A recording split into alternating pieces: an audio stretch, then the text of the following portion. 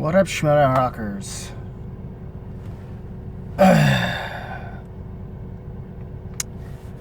Well, some interesting matches we had, including that pay-per-view. And good for Riley. Finally, he's got a win under his belt. Or at least I think he did. I don't remember if he did win or... I think, yeah. Well, at least he should have, but...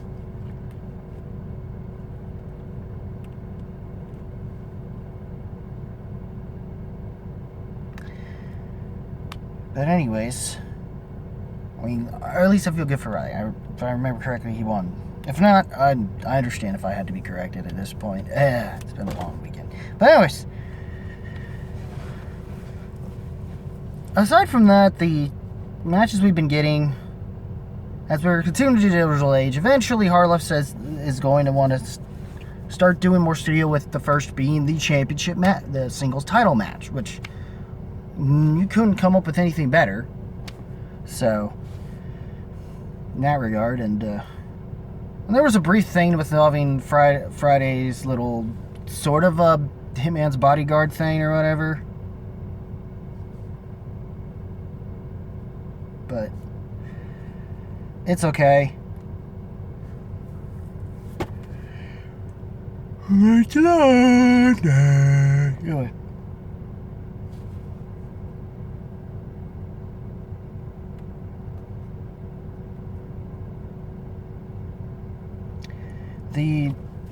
I feel bad for Silverstrini, but because she's been doing all this for a while, and she's yet to have a win under her belt. And none of the people, and she's not been, and they've been tight matches, even with most of her losses. She's kind of in the same boat that's been happening with Witt, but with Star Wars, and it's starting to look like another player that we'll be talking about eventually is going to have that. The one player seems to not have to worry about that at all, because she wound up facing a rookie that was way more about character than, which that character seemed more like something that the one that should have been in swag, and not what we've seen here in this match. So, and that's Phoenix Money Morritt. Morritt, I think is how it's pronounced. I can't remember, but yes, good for Frabetti though. The Boston Badass needed something, but Silverstrini hasn't gotten much of one, and she's still gonna probably winding up not getting picked pretty high up later on in future drafts because of stuff like this. And though she's done well in teams, I mean, but at least she's eventually done well in teams once she had a partner that was very much cohesive. But it's just her singles career has not been as fruitful as it needs to be, and she needs a singles win at least once at this point, and one that, matters. But it's Frabetti's proven herself with this match. And then we finally do get a match that's been sort of talked up, but the way things have come about leading into it, both of them have lost their previous matches. One, in fact, having lost to this guy's faction mate that is currently up for a number one contendership against Saul in the Schmoedown and at the Collision. So it's going to be...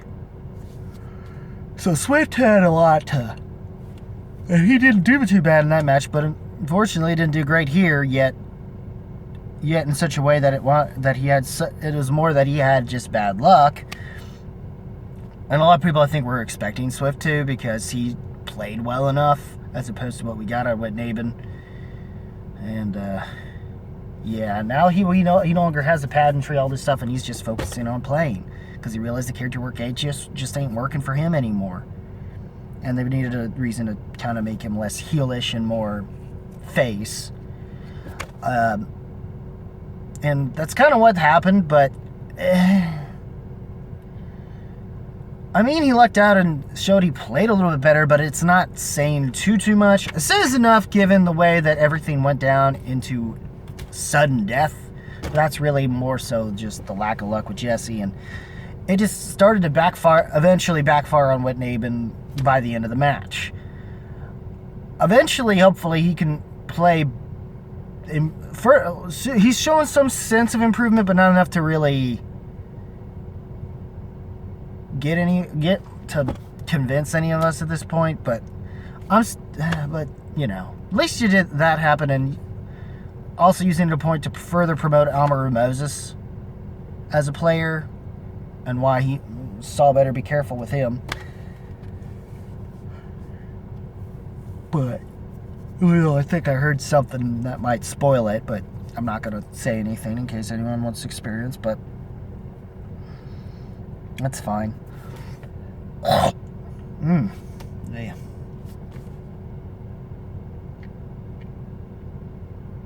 But anyways, unfortunately, since there was no other pay-per-view, I wouldn't have been able to talk about it, but that just leaves me not too much to talk about, other than just mostly happy for Riley. I'm glad Jen Kempe got a win of some sort in something, since the pop quiz thing didn't go over as well as it could have, but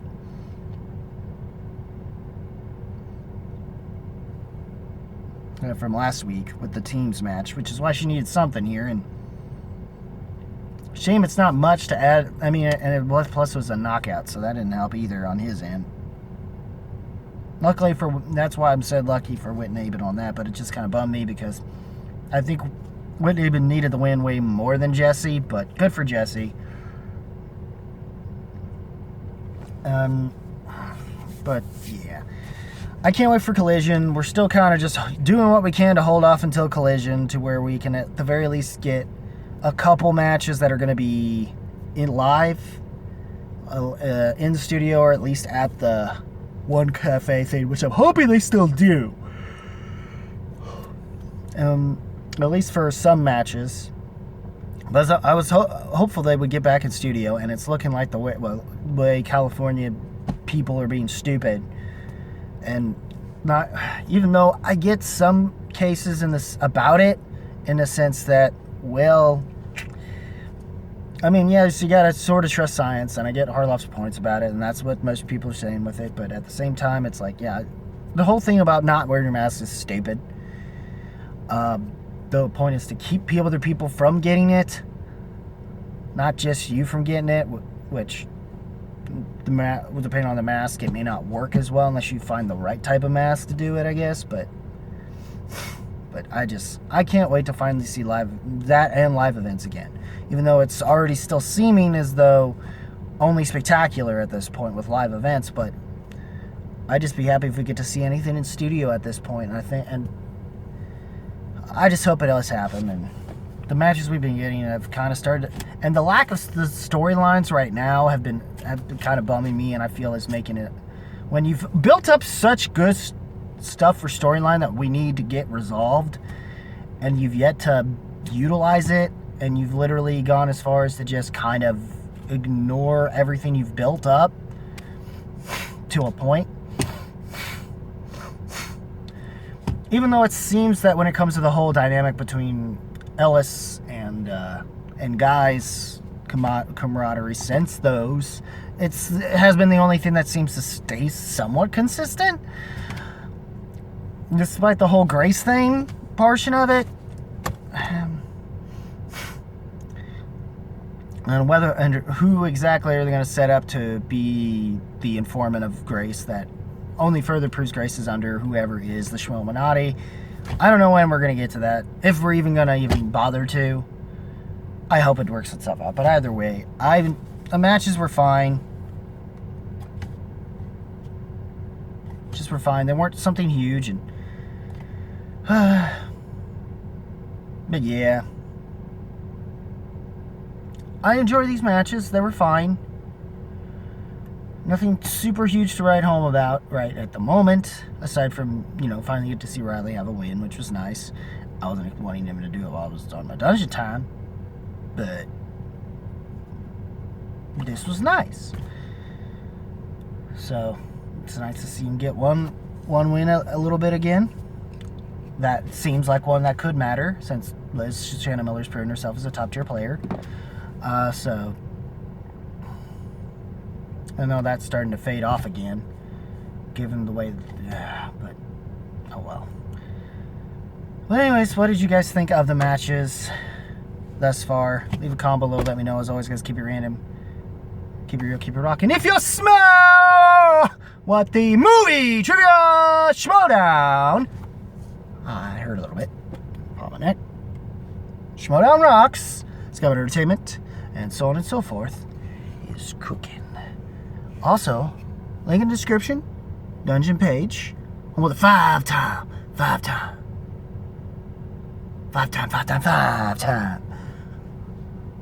movie trivia Schmoedown single champion, Dangerous Dan Merle. Also, link in the description of that Facebook page, my Facebook page for this channel. Like, follow me there.